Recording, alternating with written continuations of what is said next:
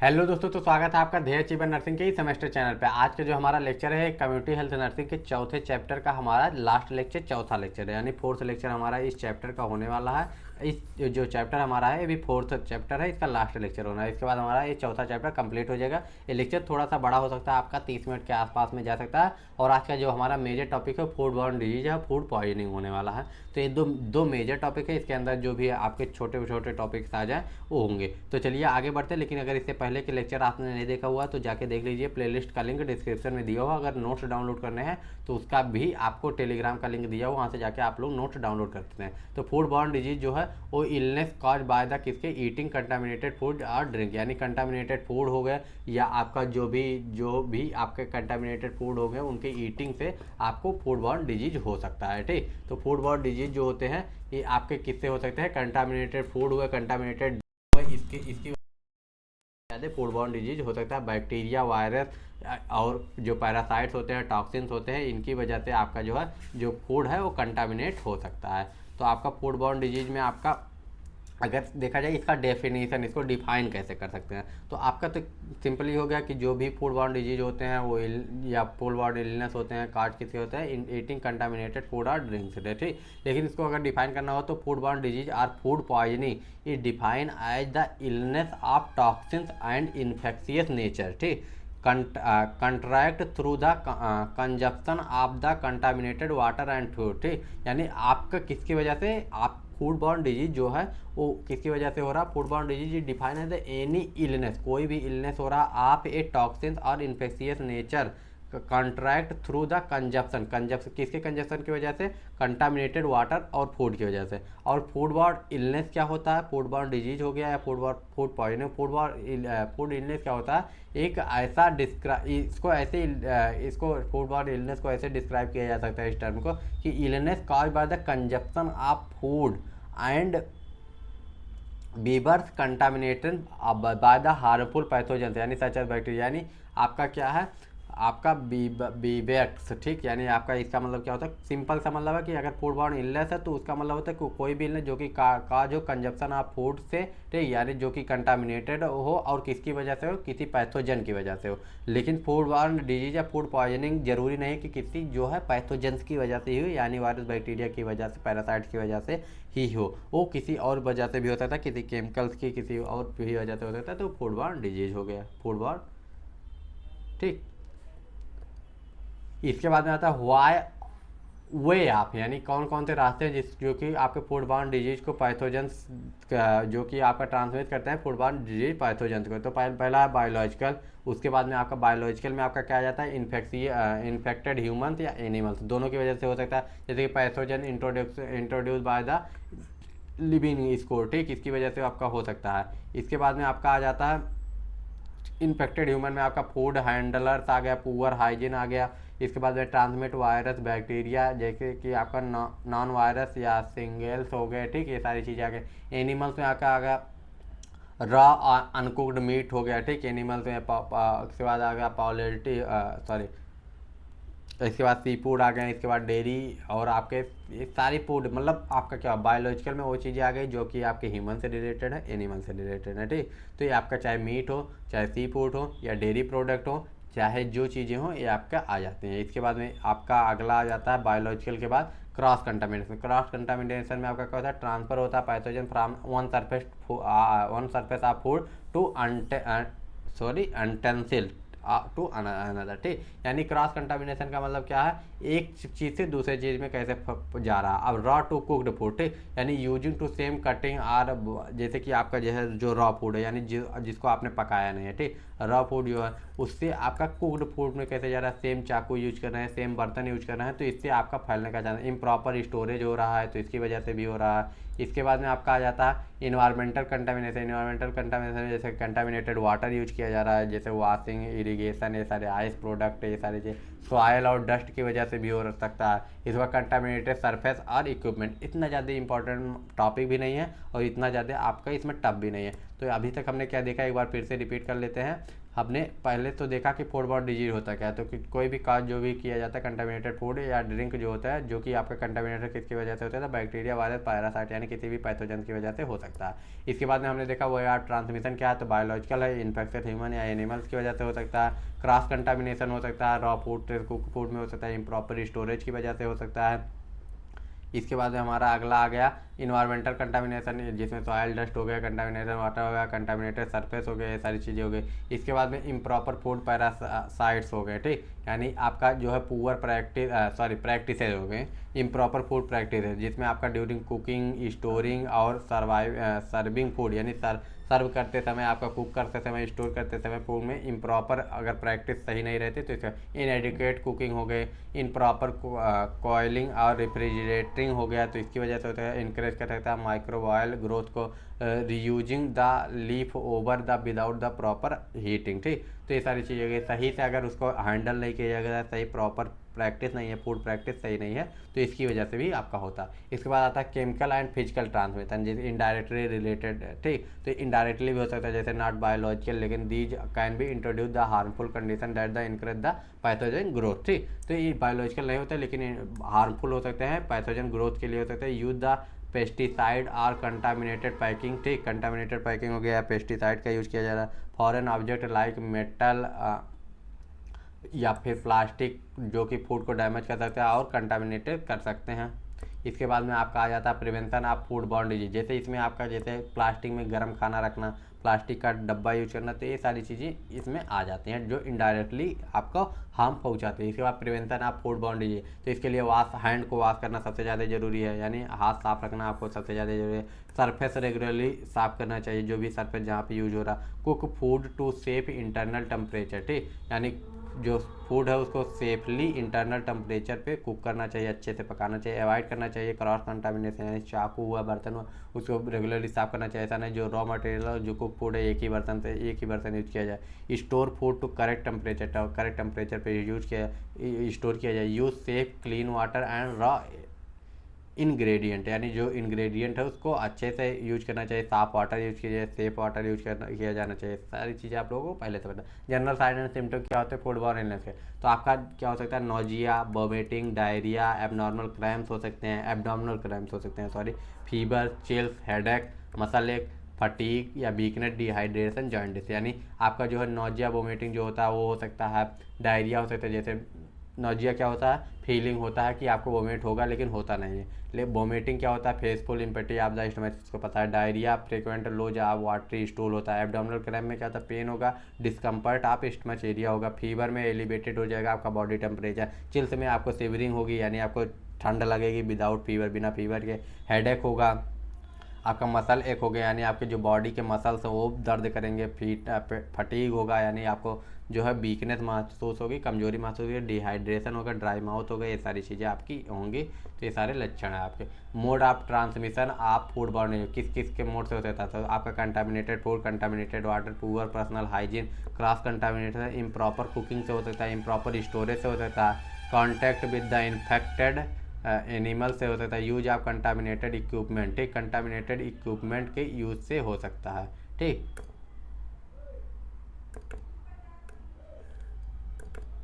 एक मिनट, हाँ, तो यूज ऑफ कंटामिनेटेड इक्विपमेंट की वजह से आपका हो सकता है। अब इसमें आ जाता है कि आपका जो कंटामिनेटेड फूड है, यानी eating food the contaminated harmful micro example of pathogen क्या होगा, साल्मोनेला या इकोलाई की वजह से जा सकता है। और अगर कंटामिनेटेड विब्रियो कॉलेरा, यानी कॉलेरा आपको हो सकता है, हेपेटाइटिस ए हो सकता है। पुअर पर्सनल हाइजीन है तो आपका नॉन वायरस या आपका हेपेटाइटिस की वजह से हो सकता है। क्रॉस में आपका साल्मोनेला या इकोलाई की वजह से हो सकता है। इम्प्रॉपर कुकिंग में आपका क्या हो सकता है, अगर इम्प्रॉपर कुकिंग करेंगे तो आपके जो होगा ये सारी चीज़ें हो सकती है। तो ये सारी चीज़ें बैसिलिया से हो गया या आपका स्ट्रेप्टोकोकस हो गया, इम्प्रॉपर स्टोरेज की वजह से हो सकता है। तो ये सारी चीज़ें हो सकती है, एनी फूड बॉर्न डिजीज या बैक्टीरिया वायरस आपका अगर कंटामिनेटेड इक्विपमेंट यूज करेंगे तो इसकी वजह से हो सकता है। अब ये आ जाता है प्रिवेंशन कैसे करेंगे फूड बॉर्न डिजीज को, तो आपका वही चीज़ है, wash and surface regularly, cook food, safe internal temperature, avoid cross contamination, store food correction, वही सारी चीज़ें आपको फॉलो करनी पड़ेंगी।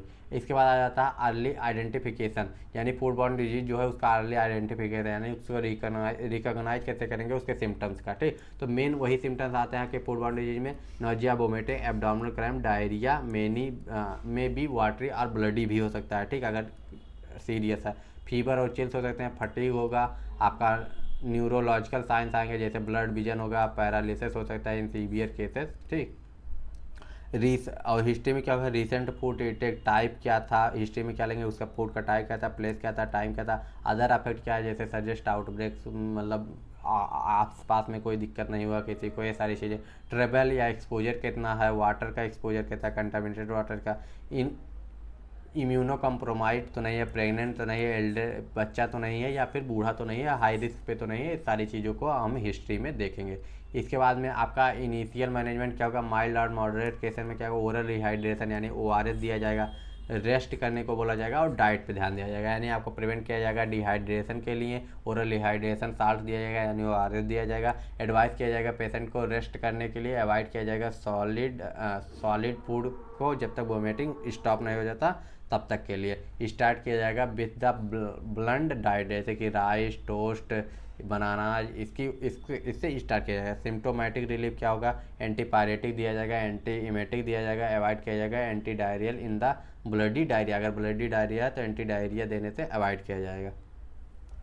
इन्फेक्शन कंट्रोल में क्या गया, hand hygiene isolation, if highly infectious है तो उसको किया जा सकता है। इसके बाद में आ जाता है रिफरल, या तीसरा आपका रिफरल आता है, तो वह नहीं when the refer to the hospital या स्पेशलिस्ट, तो इसकी ज़रूरत वैसे पड़ती नहीं, लेकिन अगर कंडीशन जैसे सीवियर डायरिया हो रहा है, परसिस्टेंट वोमिटिंग या डायरिया हो रही है 2 दिनों से, इसके बाद में ब्लड हो रहा है, हाई फीवर है, न्यूरोलॉजिकल सिम्टम्स आ रहे हैं, प्रेग्नेंट वूमेन है, इन्फेंट है, एल्डरली है, इम्यूनो कम्प्रोमाइज पेशेंट है, तो इनको रिफ़र किया जाता है। यानी कि किनको आप रिफ़र कर सकते हैं इमीडिएट पेशेंट, ऐसे कौन कौन से पेशेंट हैं जिनको रिफ़र करना जरूरी है, तो ये सारे जो पेशेंट होते हैं किए जा सकते हैं, तो इनको रिफ़र करना जरूरी होता है हायर हॉस्पिटल में या स्पेशलिस्ट में। अब इसके बाद हमारा मेन दूसरा जो टॉपिक आता है फूड पॉइजनिंग। फूड पॉइजनिंग आज का जो हमारा सेकंड टॉपिक है। Food poisoning is an illness caused by the eating contaminated food और ड्रिंक, वही कंटामिनेटेड फूड और जो ड्रिंक होते हैं उन्हीं की वजह से फूड पॉइजनिंग होता है। It is usually cause by the bacteria, viruses और पैरासाइट्स और टॉक्सिन्स, ठीक, इसकी वजह से होता है। फूड पॉइजनिंग जो होता है एक किसकी वजह से होता है, कंटामिनेटेड वाटर, इसकी वजह से होता है, कंटामिनेटेड फूड, वायरल पैरासाइट इसी की वजह से हो सकता है। ये हो गया इसका डिफिनीशन। अब इसके बाद आता है सोर्स ऑफ कंटामिनेशन, क्या है, अंडर कुकड यानी सही से नहीं, रॉ मीट या एग्स जो है वो सही नहीं है, अनपास्चराइज मिल्क हुआ या जूस हुआ, कंटामिनेटेड वाटर हो गया, poor hygiene of the food handling हो गया, इम्प्रॉपर फूड स्टोरेज हो गया। सेम चीज़ इसमें भी लागू होती है जो आपने फूड बॉर्न डिजीज में देखा। मोड ऑफ ट्रांसमिशन क्या है, फीकल ओरल रूट हो गया, क्रॉस कंटामिनेशन हो सकता है, या अनहाइजीनिक फूड हैंडलिंग हो सकता है, इसकी वजह से आपका जो है ट्रांसफर हो सकता है। टाइप ऑफ फूड पॉइजनिंग क्या है, बैक्टीरियल हो सकता है, नॉन बैक्टीरियल। बैक्टीरियल में आपके बैक्टीरिया की वजह से हो गया, टॉक्सिन की वजह से होगा। नॉन बैक्टीरियल में आपका किसी की वजह से एरोसिन की वजह से होता है, सर्टेन सी फूड्स की वजह से होता है, फर्टिलाइजर्स की वजह से होता है, पेस्टिसाइड्स की वजह से भी आपका हो सकता है। ये सारे आपके एग्जाम्पल हो गए। अब इसके बाद आता है sign and symptom of food poisoning का क्या है, नोजिया हो गया, वोमिटिंग हो गया, डायरिया हो गया, एब्डोमिनल क्रैम्प हो गया, फीवर हो गया, चिल्स हो गया, डिहाइड्रेशन हो गया, हेडेक हो गया, डिजीनेस हो गया। तो ये सारी चीज़ें वही सिम्टम्स आएंगे जो आपके फूड बॉर्न डिजीज में, क्योंकि अल्टीमेटली ये भी आपका फूड पॉइजनिंग भी किसकी वजह से हो रहा है, आपका उसी की वजह से हो रहा है, फूड बॉर्न डिजीज ही है फूड पॉइजनिंग भी। यानी हमने पहले डिजीज पढ़ा, ठीक, उसके अंदर ही आता है आपका फूड पॉइजनिंग, ठीक, वो भी एक तरीके का फूड बॉर्न डिजीज ही है, तो उसी का सिम्टम साइन और सिम्टम होगा। इसमें आपको घबराने की जरूरत नहीं कि एक ही चीज़ बार बार क्यों बताया जा रहा है, इसीलिए कि आपको थोड़ा सा मतलब आइडिया रहे, इसीलिए फास्ट चल रहा है। इनिशियल मैनेजमेंट का रिहाइड्रेशन वही ORS IV फ्लूइड देंगे, रेस्ट करने को बोलेंगे, लाइट डाइट यानी लिक्विड वगैरह देंगे या सेमी सॉलिड देंगे, ठीक। इसके बाद सिम्टोमेटिक ट्रीटमेंट देंगे, जैसे फीवर वोमिटिंग हो रहा है तो उसका ट्रीटमेंट करेंगे। अवॉइड करेंगे एंटी डायरियल, अगर ब्लडी स्टूल है तो एंटी डायरियल्स नहीं दिया जाता है। इसके बाद में हमारा क्या होगा, प्रिवेंशन, हैंड को वॉश करना, फूड प्रॉपरली कुक करना, कुक फूड थ्रोली, इसके बाद स्टोर करना फूड को सेफ टेम्परेचर से, अवॉइड करना क्रॉस कंटामिनेशन, ड्रिंक करना क्लीन और सेफ वाटर को, ये सारी चीज़ें आपकी आ जाती हैं। इसके बाद में हमारा आ जाता फूड इंटॉक्सिकेशन, ये फूड पॉइजनिंग का एक टाइप है, ठीक, और ये फूड पॉइजनिंग का एक टाइप हो गया, और इसका consumption of food and contaminated toxins produce by the bacterial, fungal and chemical, not by the infection with the जो लाइव माइक्रो ऑर्गेनिज्म होते हैं उनसे। ठीक, तो इसका मतलब क्या हो, फूड पॉइजनिंग का एक टाइप है जो कि काज होता है consuming food that contain the toxins, यानी जो कि आपका जैसे कि बैक्टीरिया, फंगी या केमिकल्स की वजह से कोई जहरीला पदार्थ एक तरीके से हो, तो उसको उसकी वजह से अगर by the infection with the live micro, यानी आपका जहरीला not by the infection with the living organism. ठीक, यानी जो आपका इन्फेक्शन और लिविंग ऑर्गेनिज्म की वजह से नहीं हुआ तो आपका फूड टॉक्सिन की वजह, मतलब सिंपल सा मतलब किसी केमिकल की वजह, कोई अगर आपका जो क्या कहते हैं लिविंग जो है उसकी वजह से नहीं हो, यानी लाइव माइक्रो ऑर्गेनिज्म की वजह से अगर वो केमिकल नहीं फैला है तो आपका फूड इंटॉक्सिकेशन की में आएगा। ठीक, इसके बाद में हमारा अगला आ जाता है टाइप ऑफ क्या, bacterial intoxication, fungal intoxication, chemical intoxication, plant intoxication और पॉइजनस एनिमल्स। ठीक, तो ये सारी चीज़ें आपकी आ गई। तो आपका फूड इंटॉक्सिकेशन क्या होता है, फूड इंटॉक्सिकेशन जो होता है आपका किसी केमिकल की वजह से, किसी बैक्टीरिया के जो आपके टॉक्सिन जहरीले पदार्थ निकालते, कोई बैक्टीरिया, फंगी या केमिकल्स कोई हो गया तो उसकी वजह से होगा, लेकिन उसके साथ में नहीं होगा, मतलब जब तक बैक्टीरिया है तब तक नहीं होगा, बैक्टीरिया मर जाएगा उसके बाद हो सकता है बैक्टीरिया या केमिकल की वजह से, फंगी उसके साथ में। देखिए यहाँ आपका लिखा not bye infection with the जो लाइव माइक्रो ऑर्गेनिज्म उनके साथ नहीं होगा, जब वो नहीं रहेंगे उसके बाद ये हो सकता है, बाद में हो सकता है। ठीक, ये चीज़ें हैं, तभी bacterial intoxication, fungal intoxication, chemical intoxication, plant intoxication और आपका इंटॉक्सिकेंस है। तो ये सारी चीज़ें हो गई, पॉइजनस एनिमल्स हो गए, ये सारी चीज़ें आपके आ जाते हैं। बैक्टीरियल इंटॉक्सिकेशन, हाँ इंटॉक्सिकेशन सही तो है, intoxication cause by the toxins from the bacteria in food, जैसे कि आपका स्ट्रेप्टोकोकस ऑरियस हो गया जिसमें आपका डेयरी या पैस्टियस आ जाते हैं, कोलेस्ट्रम आ गया, आपका बैसिलस आ गया, तो ये सारी चीज़ें आपके आ जाते हैं, फ्राइड राइस वगैरह इन सारी चीज़ों में हो सकता है। फंगल में आपका क्या आ जाता है, cause by the mould toxin, यानी आपका जो है बहुत कम टॉक्सिन होगा, मोल्ड में होगा, इसमें एस्पेरिजिलस जो आपका आता है, कहाँ गया, हाँ एस्पेरिजिलस आपका आ गया, जैसे कि आपका ग्रेन्स हो गए, नट्स हो गए, इसमें आ गया, इसके बाद फ्यूसरिम्स आ गए, टॉक्सिन इन द सीरियल्स जो होते हैं इसमें आ जाता है। इसके बाद में हमारा आ जाता है chemical intoxication from the harmful chemicals in food, pesticides हो गया, हैवी मेटल्स हो गया, फूड एडिटिव हो गया, ठीक, मरीन सी फूड टॉक्सिन्स हो गया, from the toxin in fish और सेलफिश। ठीक, इसके बाद में आपका आ जाता है, ये सारी चीज़ें हो गई, सेलफिश पॉइजनिंग, ये सारी चीज़ें आपकी आ जाती हैं। इसको आप रट सकते हैं, अगर मतलब थोड़ा बहुत अगर याद रहेगा तो ज़्यादा बेटर रहेगा। तो एक बार फिर से देख लेते हैं, आपका बैक्टीरियल में स्ट्रेप्टोकोकस आ गया, बैसिलस आ गया, आपका फंगी में एस्पेरजिलस आ गया, फ्यूसेरियम्स आ गए, ये सारी चीज़ें आ गई। इसके बाद में आपका इसमें आ गया फॉर हार्मफुल केमिकल्स की वजह से, जैसे pesticide, heavy metal, food additive हो गया, ये सारी चीज़ें आपकी आ जाती हैं। इसके बाद प्रिवेंशन, अब इसका क्या होता है, proper food storage and refrigerating, avoid the eating, इसके बाद फूड इन ब्लगिंग और एक्सपायर्ड, इसके बाद follow the food safety and hygiene practice, वही सारी चीज़ें आपको इसमें भी रखनी है। Public health response to the food borne disease, यानी फूड बॉर्न डिजीज जो हैं उसमें पब्लिक का क्या रिस्पॉन्स है।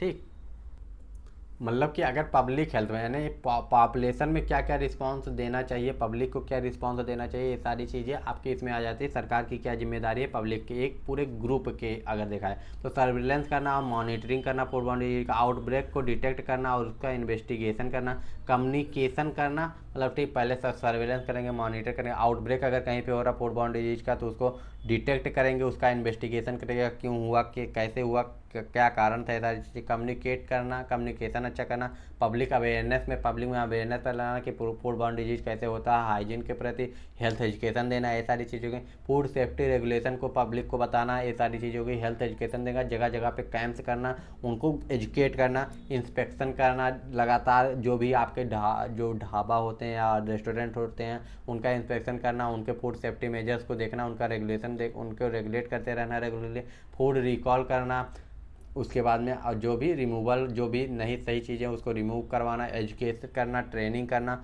सरकार को पूरे जो है रेस्टोरेंट वगैरह के जो चीज़ें होती हैं उनको ट्रेन करना कि ये चीज़ें ऐसी होनी चाहिए, एजुकेट करना और ट्रेनिंग करना, लेबोरेटरी टेस्टिंग रेगुलरली करते रहना और डायग्नोसिस करते रहना। तो ये सारी चीज़ें आपकी आ जाती हैं। तो ये आपका ये चैप्टर यहीं पे होता है ख़त्म, खलास। ठीक, तो 4 लेक्चर में आपका ये चैप्टर कंप्लीट हो चुका है। अगर आपको कोई भी डाउट होगा, कोई भी दिक्कत होगी तो कमेंट करके पूछ लीजिएगा।